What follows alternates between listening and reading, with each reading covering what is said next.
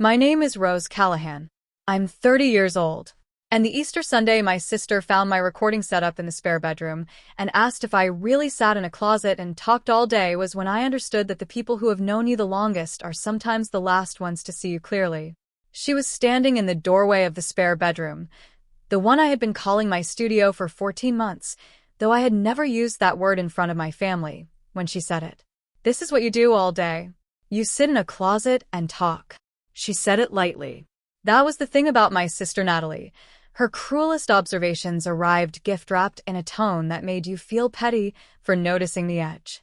She looked at the foam panels I had cut and mounted on the walls, the desk I had cleared of everything else, the microphone arm clamped to the edge, the small sound interface on the left side, and she said it like she was observing the setup of a child's playhouse. My mother, from the hallway, laughed. Not meanly, just reflexively, the way you laugh when someone says something that confirms what you already suspected. My father said, "Rose, when you get tired of the hobby, your old firm would take you back." He said it with the particular gentleness of someone who believes he is being helpful, which made it harder to answer than if he had been unkind about it. I looked at the microphone stand. The height was slightly off from where I had left it, which meant Natalie had touched it when she came in, and I adjusted it back to where it belonged. Then I told them dinner would be ready in 10 minutes, and I went to the kitchen, and I started the pasta water. What none of them knew was that I had a signed term sheet in my email inbox, received 4 days earlier, that I had not yet told anyone about. Not my parents, not Natalie, not my closest friend. I had been sitting with it for 4 days the way you sit with something that is going to change everything, quietly, carefully, making sure it was real before I let it become a fact I handed to other people. The number on the term sheet was $4 million. I want to explain how I came to be making pasta in my parents' kitchen on Easter Sunday with a 7-figure term sheet in my inbox and a microphone in the spare bedroom that my sister had just called a closet. I had left my job at Mercer and Finch, a mid-sized marketing consultancy in Boston where I had worked for 5 years as a senior account strategist. In January of the year, I turned 29. I had not left dramatically. I had given 8 weeks' notice, which was twice the standard, because I respected the clients I was managing and wanted the transitions handled properly. My director, a woman named Audra Sloan, had said she was sorry to lose me and that the door was open if I changed my mind. I told her I appreciated that and that I didn't think I would. The reason I left was the podcast. I had started it 22 months before I gave notice, which meant I had been running it as a side project for almost 2 years before I made it my primary work.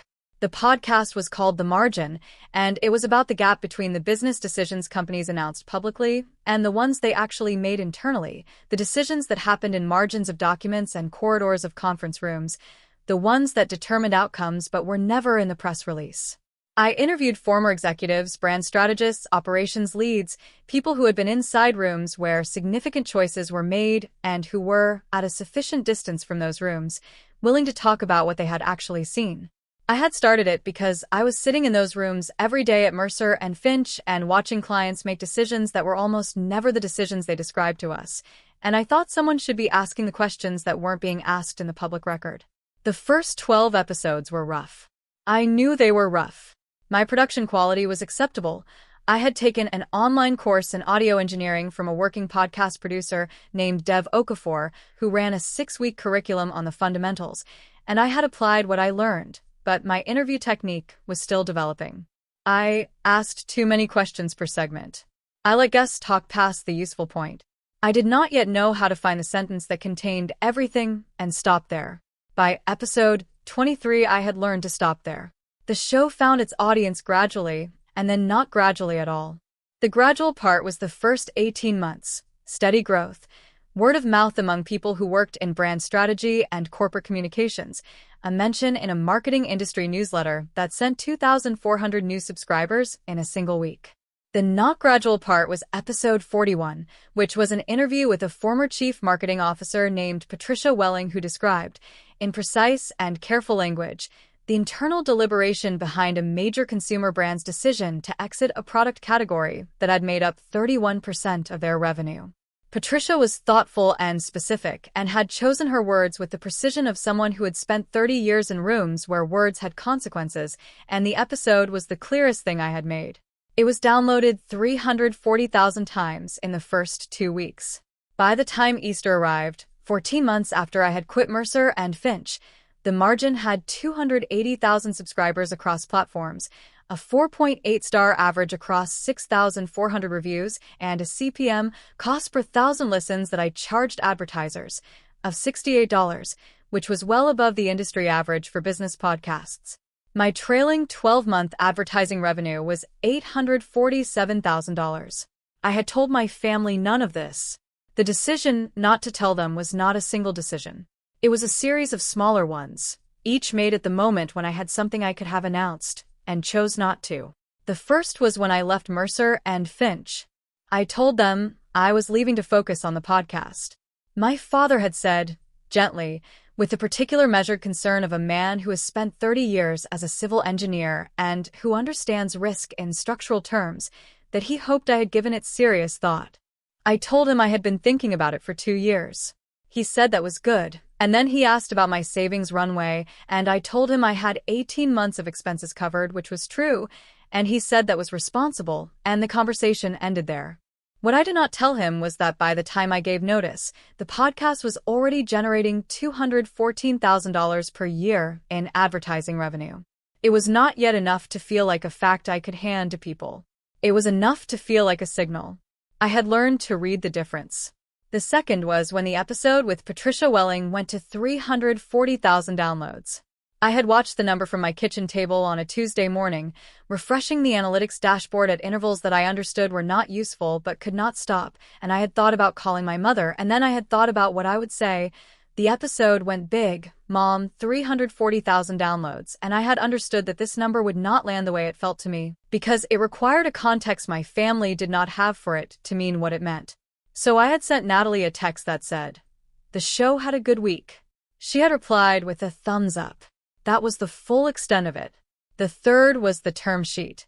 4 days before Easter, a brand partnership coordinator named James Whitfield at a consumer goods company called Alcott, a mid-to-large personal care and home essentials brand that had been growing its digital marketing presence significantly over the previous 2 years, had sent a formal term sheet outlining a 12-month exclusive sponsorship arrangement. The proposed terms included guaranteed episode placement, a co-branded content series, and an integrated campaign structure. The total value was $4 million. I had read the email 3 times on the morning it arrived. Then I had forwarded it to my business attorney, a contracts and media lawyer named Harriet Voss, who had been handling my advertiser agreements since month 8 of the show. I told her I wanted her full review before I responded. She said she would have it back to me within 5 business days. I did not tell anyone. Not even my closest friend, a former Mercer and Finch colleague named Suki Adeyemi, who knew the show better than anyone outside my work and who had been the first person I called after the Patricia Welling episode. I had learned, somewhere in 2.5 years of building something in public while keeping the scaffolding private, that the moment before a thing is confirmed is the most fragile moment. Once I had Harriet's review, once the terms were agreed, once the ink was on the contract, then I would have a sentence I could say completely. I did not yet have that sentence. So when Natalie stood in my studio doorway on Easter Sunday and called it a closet, I adjusted the microphone stand and went to make pasta, and I let her believe what she believed, because what she believed was going to be corrected in its own time, and it was not my job to hurry it. Harriet's review arrived on the Tuesday after Easter. She had flagged 4 items in the term sheet, an exclusivity clause that extended to adjacent content categories in a way she considered broader than necessary, a reversion clause on the co-branded content that she said was standard but worth tightening, a payment schedule that backloaded more than she was comfortable with for a first engagement of this size, and an approval process for episode content that she recommended I push back on entirely. We spoke for an hour on Wednesday afternoon. I asked questions and listened, and did not agree to anything before I understood what I was agreeing to. This was the practice I had developed at Mercer and Finch, the habit of treating every contract as a document that would matter most when the relationship it governed became complicated, and it had served me in every advertiser negotiation I had run in the previous 2 years. Harriet's position on the content approval clause was firm. She would not recommend I sign any agreement that gave a sponsor editorial input over episode content. I agreed with her. We went back to James Whitfield's team with a counterproposal on all 4 items. The negotiation took 9 days. Alcott's legal team accepted the content approval modification without significant resistance. James had told me in a preliminary call that Alcott was specifically interested in the margin because of its editorial credibility, which made the content clause somewhat self-defeating from their side, and accepted the payment schedule revision with a modest modification that Harriet said was reasonable. The exclusivity clause took the most back and forth, 3 rounds of revised language before Harriet said she was satisfied with the scope. I signed the final agreement on a Thursday morning in my studio, at my desk, with the microphone arm in my peripheral vision. I took a photograph of the signature page with my phone and sent it to Harriet. She replied, "Congratulations. Well negotiated." I made coffee and opened my laptop to check the analytics. The announcement of the Alcott partnership went out through Alcott's press office and my own network the following Monday morning. Alcott had a substantial media presence and a PR team that understood how to place a story. The partnership was picked up by 3 marketing trade publications and 2 general business outlets within the first 4 hours. By early afternoon, the story had been aggregated by a newsletter with 180,000 subscribers in the brand and media space. By 2 p.m., it was on social media. My phone began ringing at 2:34 p.m. The first call was from Suki, who had been tracking the story since she saw it in her morning newsletter and had been waiting, she said, to confirm it was real before she called me. She said, "Rose, $4 million. I told her yes. She was quiet for a moment. Then she said, "I want to be upset that you didn't tell me, but honestly, I'm too impressed." I told her I would explain everything in person. She said that was acceptable. The second call, at 3:07 p.m., was from my mother. She had seen it on Facebook.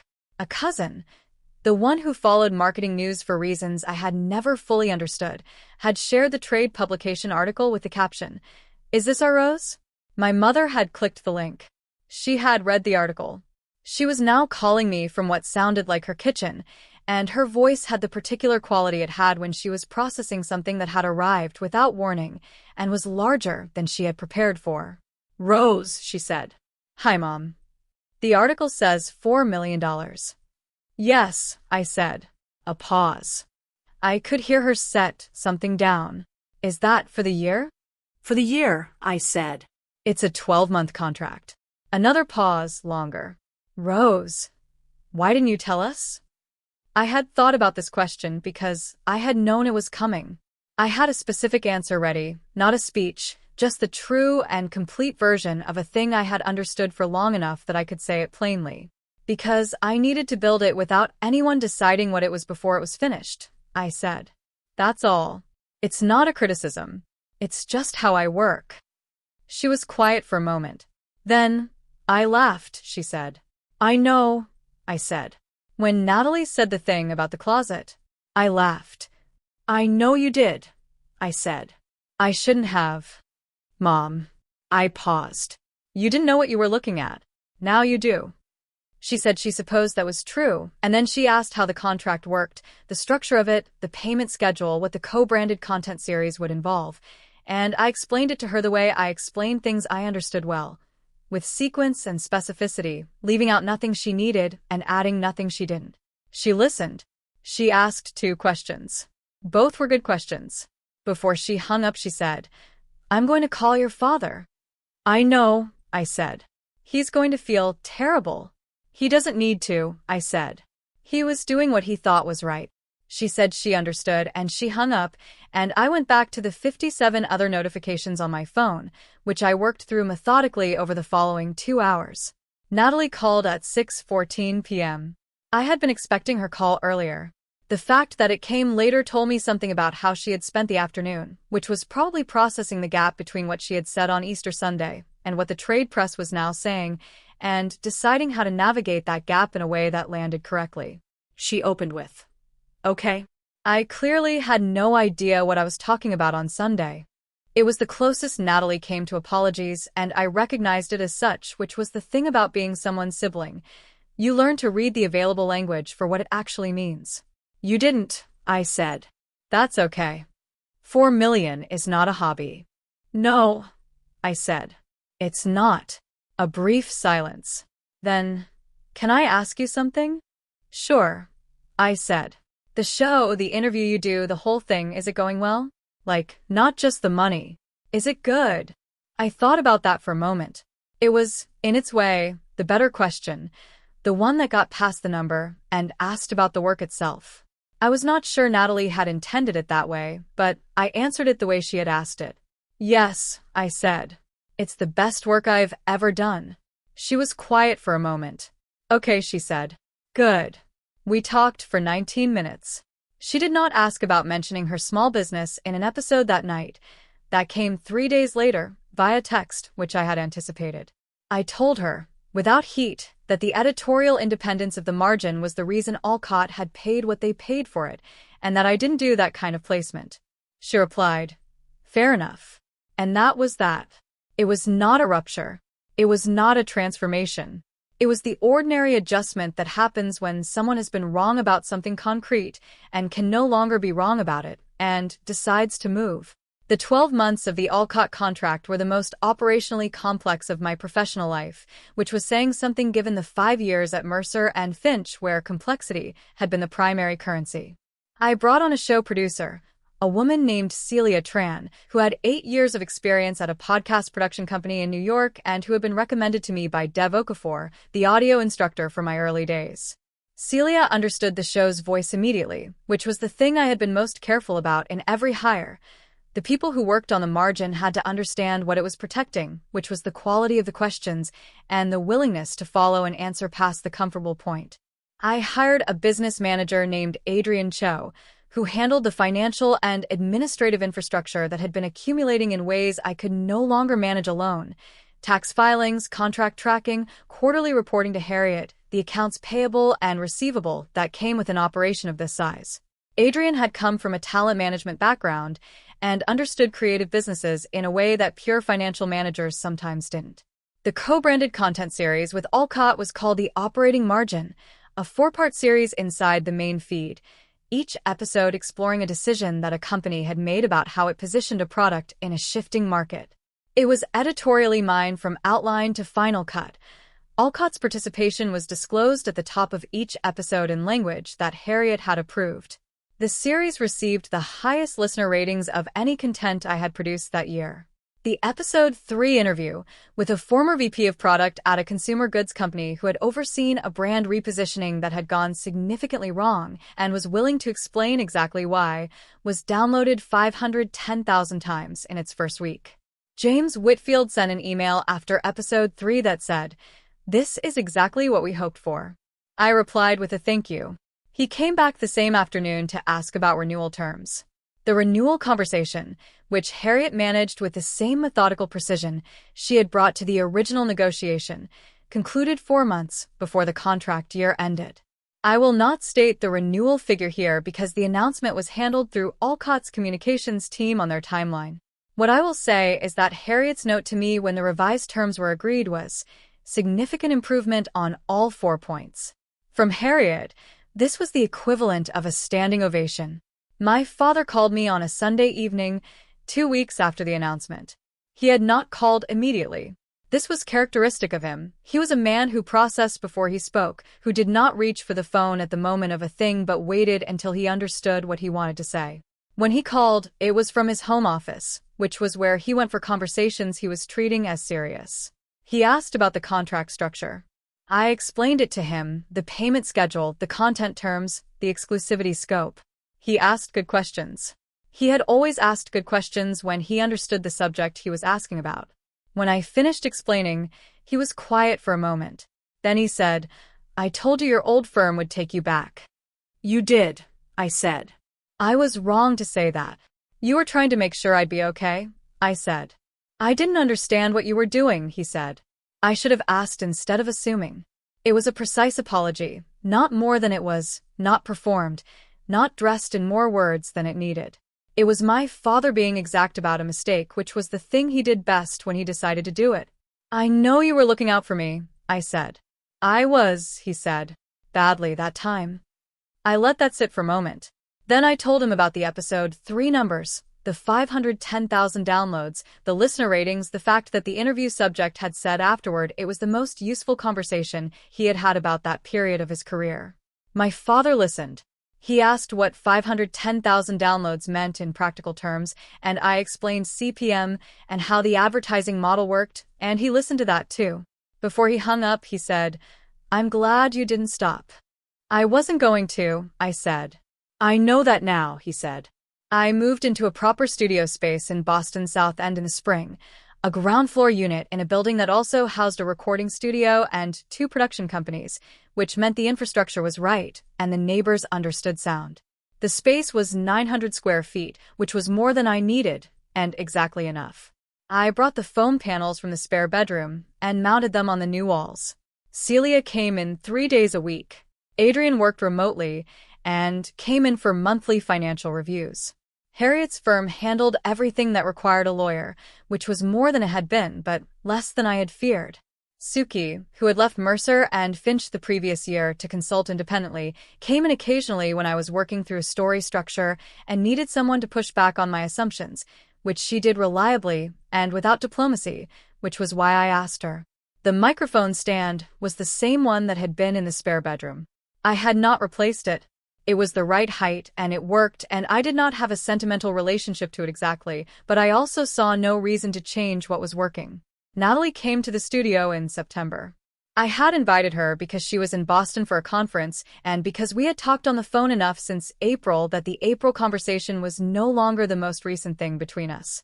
She walked around the space in the particular way she moved through new environments, taking in details without commenting on them immediately, saving her observations for when she had enough of them to say something complete. She looked at the foam panels. She looked at the microphone setup, which was more elaborate now than the spare bedroom version. A broadcast-grade condenser mic on an articulating arm, a dedicated interface, a monitor mix system that Celia had recommended. She looked at the wall where I had put the 4 framed episode transcripts, the ones from the conversations I thought were the best work I had done, including episode 41 with Patricia Welling. She stood in front of the Patricia Welling transcript for a long time. Then she said, "This is the one that went big?" "That's the one," I said. She read a section of it. I watched her read it, the particular quality of attention she gave things when she was taking them seriously, which was different from her everyday attention and which I recognized because I had grown up watching it. "She's very specific," Natalie said. "That's what makes it work," I said. She named the actual reasons. "Not the reasons you'd say in a press release." Natalie nodded. She stepped back from the frame and looked at the room again. The whole room, the setup, the shelving with the external drives labeled by season, the whiteboard where the episode structure for the next recording was mapped out in blue marker. "I owe you an apology," she said. "A real one, not the phone version." "Natalie." "No, I do." She looked at me directly in the way she rarely did, which meant she had decided to be precise. "I stood in a room you had built, and I made a joke about it. That was wrong." I let that sit. It was real, what she was saying. It had taken her 5 months to say it in a form she was satisfied with, which was how Natalie operated. She processed slowly, and then she was exact. I had known this about her since we were children. "I appreciate that," I said. "Okay," she said. "Good." She asked if she could sit in on a recording session sometime, not for the mention. She had dropped that after I said no, and she had not raised it again, but because she wanted to see how the interviews worked. I told her she could, as long as she understood it wasn't something she could talk about publicly without the guests sign off. She said she understood that. I believed her. There is a specific kind of person who will watch you build something and decide, before you are finished, that it is not going to work. They are not malicious people, usually. They are people who learn to protect themselves by preparing for the version where things don't work out, and they extended that protection to you, without asking whether you wanted it. I had spent 2.5 years building the margin inside a closed door, not because I needed the secrecy, but because I needed the silence. The questions, "Is it working? Are you making money? When are you going to get a real job?" were not hostile questions. They were the questions of people who cared about me in the specific shape their caring had taken. But they were questions I could not answer in the middle of building without stopping to answer them, and stopping to answer them would have taken me out of the room where the work happened. So I stayed in the room. The work is always in the room. And the room does not require anyone's permission to be yours. There's a moment I keep thinking about. Natalie standing in front of the Patricia Welling transcript, reading it in that specific way she had when she was taking something seriously. If there's been a moment when someone who wrote you off finally looked at what you'd built, not just acknowledged the numbers, but actually looked at the work, what did that feel like? I want to know. Leave it in the comments. If this one found you at the right time, hit like and subscribe. New stories every week, and the bell means you won't miss the next one. Thank you for being here.